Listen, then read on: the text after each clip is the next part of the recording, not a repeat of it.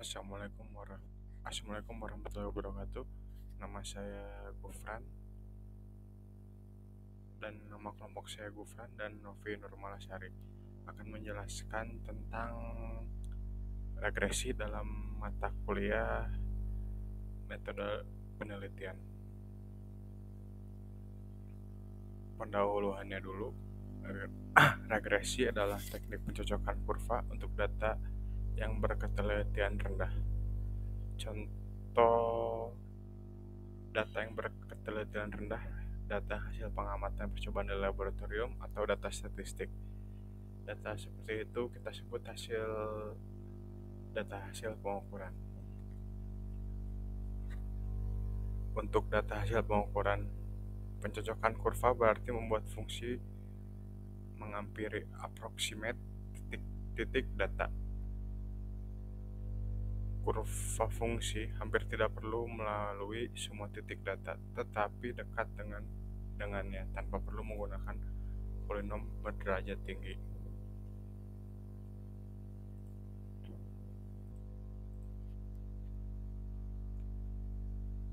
Contoh, diberikan data jarak tempuh sebuah kendaraan dalam mil.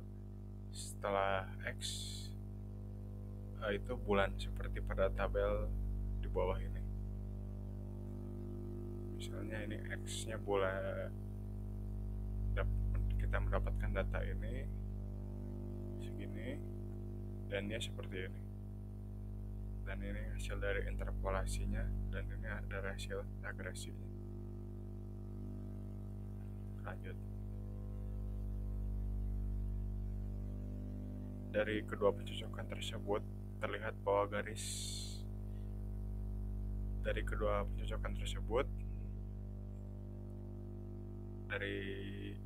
interpolasi ini dan regresi ini terlihat bahwa garis lurus memberikan hampiran yang bagus, tetapi belum tentu yang terbaik. Pengertian terbaik di sini bergantung pada cara kita mengukur galat hampiran. Prinsip penting yang harus diketahui dalam mencocokkan kurva untuk data hasil pengukuran adalah fungsi mengandung sesedikit mungkin parameter bebas. Deviasi fungsi dengan titik data dibuat minimum. Kedua prinsip di atas mendasari metode regresi kuadrat terkecil. Manfaat pencocokan kurva untuk data hasil pengukuran. Bagi ahli sains mengembangkan formula empirik untuk sistem yang diteliti. Bagi ahli ekonomi menentukan kurva kecenderungan ekonomi untuk meramalkan kecenderungan masa depan. Di informatika juga bisa untuk memprediksi juga.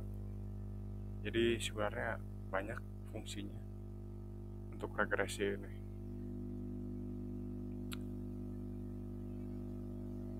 Regresi lanjut, misalkan X, Y adalah data hasil pengukuran. Kita akan menghampiri titik-titik tersebut dengan sebuah garis lurus. Garis lurus tersebut dibuat sedemikian sehingga galatnya sekecil mungkin dengan titik-titik data.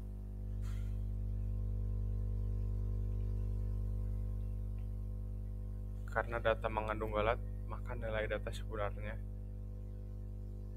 G X kurung Y dapat ditulis sebagai dari persamaan ini. Fungsi dalam hal ini dapat digalat setiap data diinginkan fungsi lanjarnya. Namun cocokkan data sedemikian sehingga deviasinya nilai minimumnya.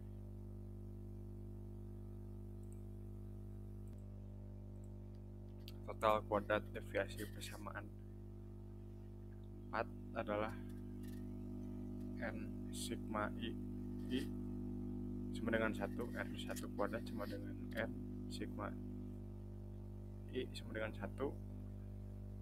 Agar R minimum maka haruslah delta R per delta A sama dengan min 2 sigma YI kurang A kurang B XI sama dengan 0.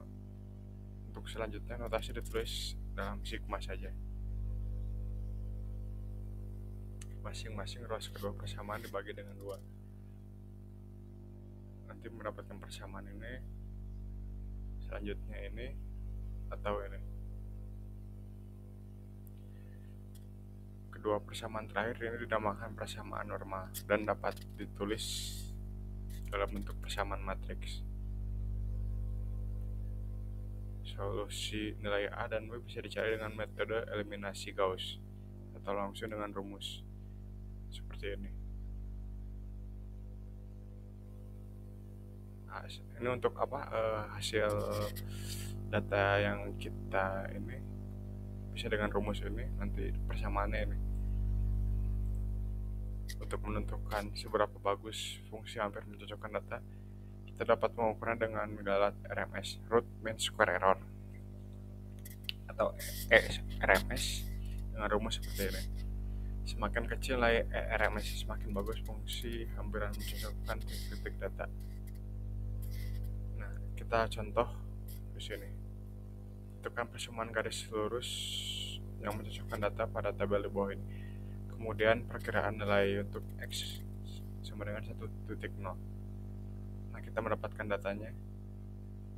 Sebenarnya bukan X dan Y aja, misalnya contohnya misalnya ini bulan, atau misalnya ini jumlah, contohnya misalnya jumlah penumpang misalnya. Nanti kita bisa memprediksi, tapi untuk kali ini saya contohnya dari data sampel data aja, contoh aja ini. Misalnya XI nya 0,1, YI nya 0,61 dikuadratkan lalu dikalikan YI dikalikan. Nanti setelah itu kita sigmakan, jumlahkan ini dan ini. Nah, setelah diperoleh sistem persamaan lancar, kita membuat matriksnya dan vektornya. Ini 6 datanya, 3,3 ini jumlah datanya, lalu 3,3 bersama dari jumlah data yang diperoleh 2,21 dari X1 kuadrat sama dengan dimatrikskan ini 7,54 dari YI nya dan 4,84 dari jumlah sigma XI YI. Solusi di atas adalah A. Dari hasil ini dieliminasi mendapatkan A 0,2862 dan B 1,7645.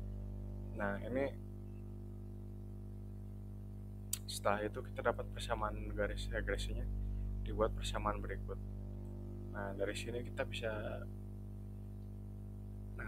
jika sudah mendapatkan ini, nanti kita bisa menghitung selanjutnya untuk data ke-7 hingga ke-10. Asalkan ada data ini dan ini, kita akan bisa memperoleh selanjutnya. Ya, demikian dari saya. Assalamualaikum warahmatullahi wabarakatuh.